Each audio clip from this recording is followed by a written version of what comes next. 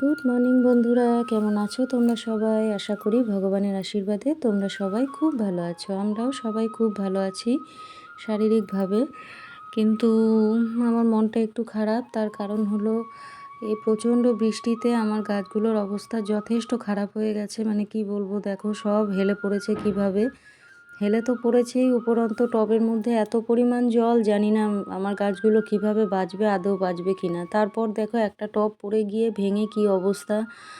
গাছ যেরকমই হোক, ছোট হোক বা বড়, মন তো খারাপ করে বলো। তো যাই হোক, হয়ে গেছে, কি করা যাবে। প্রকৃতির নিয়ম অনুযায়ী আমাদের চলতে হবে, যখন যেটা মেনে নিতে হবে, কিচ্ছু করার নেই। তারপর আমি বাইরে থেকে মন খারাপ অবস্থায় ফিরে ব্রাশ করে নিলাম, ব্রাশ করে চলে এলাম রান্নাঘরে। এসে দেখি দিদি লুচি করতে শুরু করে দিয়েছে।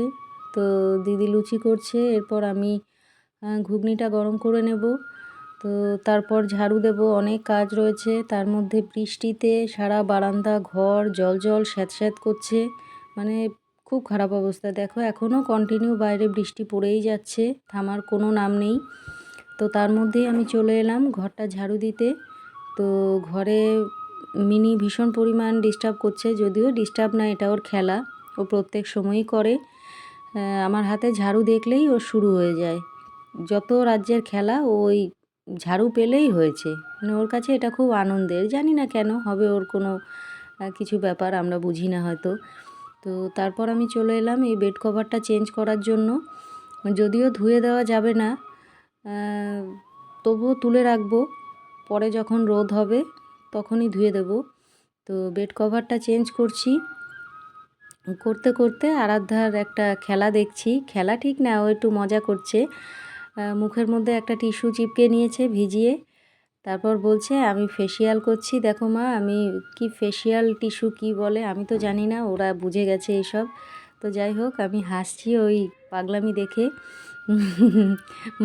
তারপর আমাকে ভয় দেখাচ্ছে, দেখো আমি রাক্ষসী হয়ে গেছি ফেসিয়াল করতে করতে। তো যাই হোক, ওর দুষ্টুমি বেশ ভালোই লাগছে সকাল সকাল। তারপর বললাম চলো বাবা, খেয়ে নাও সবাই মিলে, কারণ আজকে রবিবার যেহেতু ওদের স্যার আসবেন পড়াতে। তো তার কারণে বললাম আমার সঙ্গেই তাড়াতাড়ি খেয়ে নাও, নইলে পরে দেরি হয়ে যাবে, স্যার চলে এলে তোমরা আর খেতে পারবে না।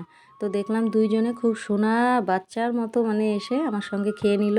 যদিও এত তাড়াতাড়ি ওদের খাওয়া অভ্যাস নেই, তবুও স্যার আসবে, আমি একটু বকাবকি করছি বা একটু ভালোবেসে বোঝাচ্ছি, তো তার জন্য খাওয়া দাওয়াটা করে নিল। তারপর আমি স্নান সেরে চলে এলাম রান্নাঘরে। বাইরে কি পরিমাণ বৃষ্টি হচ্ছে সেটাই তোমাদের বলছি, যে এখনও পর্যন্ত যা বৃষ্টি হচ্ছে বাইরে, জানলা খুলতে পারছি না, মানে জানলা দিয়ে হ্যাচলা আসছে বৃষ্টির। কিন্তু জানলা না খুললে রান্না করব কি করে, ধোয়া তেল এই সমস্ত সব ঘরের ভিতরেই রয়ে যাবে। তো এগুলো নিয়েই চিন্তা করছি, সারাদিন এই চলছে বৃষ্টির মধ্যে চিন্তা। তো এখানে মিনির মাছ ভাজা হচ্ছে আর ভাত বসিয়েছি। তারপর এখানে কেটে দিয়েছে দিদি আলু, পেঁয়াজ, রসুন এই সমস্ত, মাটন হবে যেহেতু তার জন্য। তো এখানে দেখো মাটনটা আমি বসিয়ে দিয়েছি, ফুটে এসছে। এটা হলো আমার হাজব্যান্ড আর আরাধ্যার, পাশের হটপটেরটা আমার আর আত্রেয়ীর। তো যাই হোক, রান্না আমার কমপ্লিট হয়ে গেছে। আমি কিছু বাসন ছিল, বাসনগুলো ধুয়ে নিলাম। তো বাসনপত্র সমস্ত ধুয়ে গ্যাস ট্যাস মুছে তারপর চলে যাব আমি ঘর মুছতে। ঘরটর মোছা হয়ে গেলে, মানে ঘর মুছবো কি, মানে এমন অবস্থা যে কিছু বলার নেই আর। ঘর মনে হচ্ছে যেন আমাকে ন্যাতা ভেজাতেই হবে না, এমনি এমনি মোছা হয়ে যাবে। যদি আমি শুধু ন্যাকড়াটাও ঘরের মধ্যে বোলাতে থাকি, তাতেই মনে হচ্ছে ঘর মোছা হয়ে যাবে, এমন অবস্থা জানো না। নর্মালি আমরা সবাই ঘরের মধ্যে চটি পায়েই চলি, কিন্তু তা সত্ত্বেও মানে এমন অবস্থা যে চটি পায়ে দিয়েও অনুভব হচ্ছে খুব সুন্দরভাবে যে তোমরা জলের মধ্যে বাস করছো। তো যাই হোক, আমাদের একার নয়, হয়তো আমাদের মতো অনেক মানুষ আছে যাদের এই সমস্যার মধ্যে দিয়ে যেতে হচ্ছে এই বর্ষায় বৃষ্টিতে। তো যে পরিমাণ বৃষ্টি হচ্ছে তাতে করে ভালো ঘরবাড়ি, নতুন ঘরবাড়িতেও এই সমস্যা দেখা দেবে, আর আমরা তো কোথাকার কে। তো দেখো আমার দুপুরে স্নান হয়ে গেছে, তারপর চলে এসেছিলাম মহাদেবের মালাটা হাতে নিতে। সেখানে এসে দেখি দিদি ফুল তুলে রেখেছে আজকের, কত সুন্দর ফুলগুলো, দারুণ কালার। তো মহাদেবকে কিছু ফুল আমি পায়ে দিলাম, তারপর চলে এলাম আমাদের ঘরে। এখানে এসে দেখি আমার মেয়েরা তাদের যে ড্রেসটা এসছে, তো দেখেছিলে শপিং করতে গিয়ে ওরা একটা করে সেট নিয়েছিল, কিন্তু তারপর আমি অনলাইনে ফ্লিপকার্টে আরও কয়েকটা অর্ডার করে দিয়েছি, আরও দুটো করে। তো তার মধ্যে একটা করে সেট এসছে। এত সুন্দর ড্রেসটা দেখতে, মানে কি বলবো, আমার ইচ্ছা করছিল আমার সাইজে যদি থাকতো আমি একটা নিয়ে নিতাম, কিন্তু ছিল না। হায়েস্ট যেটা ছিল ওইটা আমার আত্রেইর সাইজের। তো মনটা খুব খারাপ হয়ে গেল। ওকে আমি বারবার বলছিলাম, এই আত্রি তোরটা আমায় পরতে দিবি? আমাকে বলছে, মা তোমার যদি হয় তুমি পরো, কিন্তু তোমার তো শর্ট হবে। তো যাই হোক, তোমার পছন্দ হয়েছে যখন, তোমার ইচ্ছা হলে তুমি পরো। তো এটা বলেছে যে এটাই অনেক বড় মনের ব্যাপার, কিন্তু আমার আরাধ্যা তো তাও বলবে না। ওর কাছে আমার মানে আমার, আর কারো না, এরকম একটা ব্যাপার। তো আমার হাজব্যান্ড চলে এসেছে, প্রচুর পরিমাণ খাবার টাবার নিয়ে এসছে। প্রত্যেক দিনের মতো খ্যাচর খ্যাচর হয়েছে, এটা নতুন কিছু না।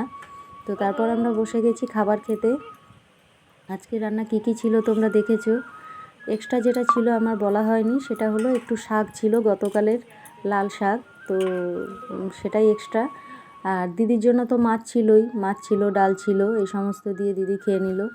তো তারপর দেখো চলে এসেছি সন্ধ্যাবেলার চা আর বিস্কুটে, কারণ দুপুরবেলা খাওয়া দাওয়ার পর আমরা শুয়ে পড়েছিলাম। ঘুম থেকে উঠে আমি আর আরাধ্যা এখানে বসে মজা করছি আর টাইগার বিস্কুট খাচ্ছি। টাইগারই সম্ভবত নাম ছিল।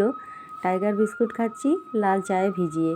আর এখানে দেখো আমাদের দুষ্টু মিনি ঘরে ঢুকবে বলে সমানে দরজার সামনে বসেই রয়েছে, ও কিছুতেই সরবে না। আমার আত্রেই দরজার সামনে মানে দাঁড়িয়ে রয়েছে, তার কারণ হলো ও দরজাটা খুলে ঢুকবে, কিন্তু মিনি ওকে ঢুকতে দেবে না, কারণ ও ঢুকে পড়বে সাথে। এই কারণে আত্রেই দরজার সামনে দাঁড়িয়ে রয়েছে, দাঁড়িয়ে দরজাটা ঠক ঠক ঠক ঠক করছে। আর ও দেখো কীভাবে একটা লাফ দিল। ও এরকমই করে, যেখানে আওয়াজ পাবে সেখানে গিয়ে লাফালাফি করবে।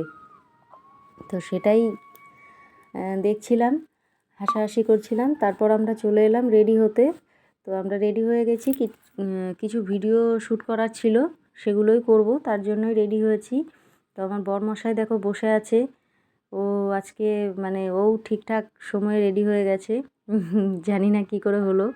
আমি সেটাই ওকে বলছিলাম, বাবা তুমি আজকে এত তাড়াতাড়ি কী করে এরকমভাবে রেডি হয়ে বসে আছো হিরোর মতো।